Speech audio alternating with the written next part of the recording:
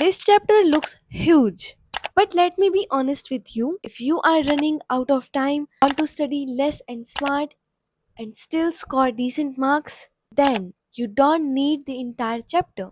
Here are the most important topics of chapter 2 that you can master with me. Hi everyone, welcome to Bio Cut to Cut series जहां हम boards के important topics master करते हैं with short and quick videos.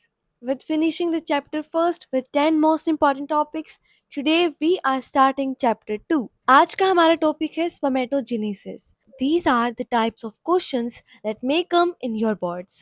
What it is, where does it occur, when, NCERT का important flowchart, what are the important phases, hormonal control, spermiogenesis, spermiation. We are going to discuss everything in a single video. So stay till the end and don't forget to subscribe the channel.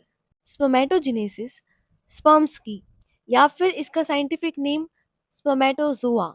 इनकी formation है spermatogenesis. ये जो process है it take place in seminiferous tubules. This is the main functional unit of testis. Long tube like structure होता है and plus ये highly coiled होती हैं. इस प्रोसेस में जितने भी इवेंट्स हैं they take place only after puberty. और ये रहा फ्लो चार्ट जो एनसीईआरटी में दिया गया है. देखो स्पर्मेटोजेनेसिस में 3 फेजेस होते हैं. Let's start with first multiplication phase. देखो ये जो प्रोसेस है स्पर्मेटोजेनेसिस ये स्टार्ट होती है प्राइमरी जर्म सेल से जिसे हम बोलते हैं स्पर्मेटोगोनिया. हर एक लेवल पे आपको प्लोइडी का ध्यान रखना है, किस टाइप की डिवीजन हो रही है इसका ध्यान रखना है, और साथ में of course phase. Spermatogonia it will undergo mitosis. अब क्योंकि हम माइटोसिस से सेल के नंबर को इंक्रीज करते हैं तो अब as a result of this mitosis multiple spermatogonia will be formed. दोनों ही केसेस में प्लोइडी क्या है, diploid. Total number of chromosomes 46, 44 plus X plus Y.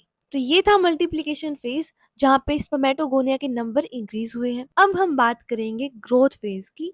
जो स्पर्मेटोगोनिया है they will undergo differentiation. What does it mean? जब एक cell और ज्यादा स्पेशलाइज होता है to perform a specific functional role उसको हम बोलते हैं डिफरेंशिएशन. इसके थ्रू स्पर्मेटोगोनिया कन्वर्ट हो जाएगा प्राइमरी स्पर्मेटोसाइट में. Ploidy and number of chromosomes same रहेंगे. Now we are on third phase maturation phase. It's the longest phase. Primary spermatocyte will undergo meiosis first. अब क्योंकि मियोसिस से chromosome number half हो जाते हैं इस स्टेप पे बनेंगे 2 secondary spermatocyte. Chromosome number half हो चुके हैं. ये दोनों है हैप्लॉइड सेल. अगर आपसे कोई पूछे स्पर्मेटोजेनेसिस में फर्स्ट हैप्लॉइड सेल कौन सा है, you have to answer with secondary spermatocyte. एक में क्रोमोसोमल पैटर्न रहेगा 22 प्लस एक्स, दूसरे में चला जाएगा Y chromosome along with 22 autosomal chromosomes.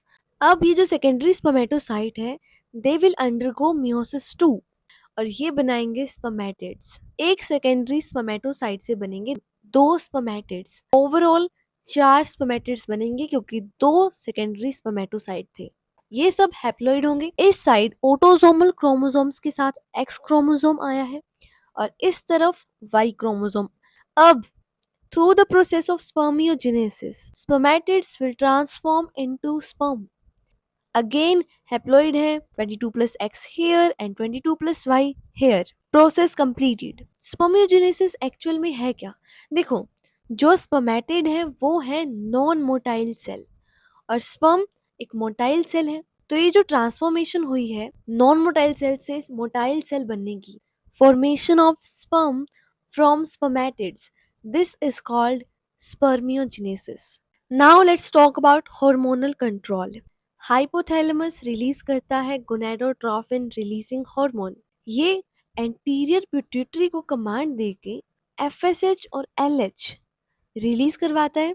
ये दोनों ब्लड में सर्कुलेट होकर टेस्टिस तक पहुंचेंगे. अब एफएसएच फॉलिकल स्टिमुलेटिंग हार्मोन ये वर्क करेगा सर्टोली सेल्स पे and the rest one luteinizing hormone it will work on Leydig cells. Sertoli cells spermiogenesis कराने में हेल्प करते हैं और लेडिग सेल्स टेस्टोस्टेरोन रिलीज करते हैं. ओवरऑल ये स्पर्मेटोजेनेसिस के लिए रिस्पॉन्सिबल होते हैं. सेकेंडरी सेक्स ऑर्गन का डेवलपमेंट कराते हैं, उनके फंक्शंस को मेंटेन रखते हैं. Here is a question. If FSH is releasing in excess amount. उसका सॉल्यूशन क्या है? Inhibin hormone. Sertoli cells inhibin hormone को रिलीज करती है जो नेगेटिव फीडबैक देगा हाइपोथैलेमस को। उससे रेगुलेट होती है अमाउंट ऑफ एफएसएच। अब हम बात करेंगे स्पर्मिएशन की। इससे पहले you have to understand transverse section of seminiferous tubules. ये वाले सेल्स हैं प्राइमरी जर्म सेल्स और ये है सर्टोली सेल्स, नर्स सेल्स। हमने अभी देखा था कौन सा हार्मोन वर्क करता है इन पे, एफएसएच। ये सेल्स न्यूट्रिशन प्रोवाइड करते हैं टू डेवलपिंग स्पर्म। इसके अराउंड जो स्पेस है इसको हम बोलते हैं इंटरस्टिशियल स्पेस।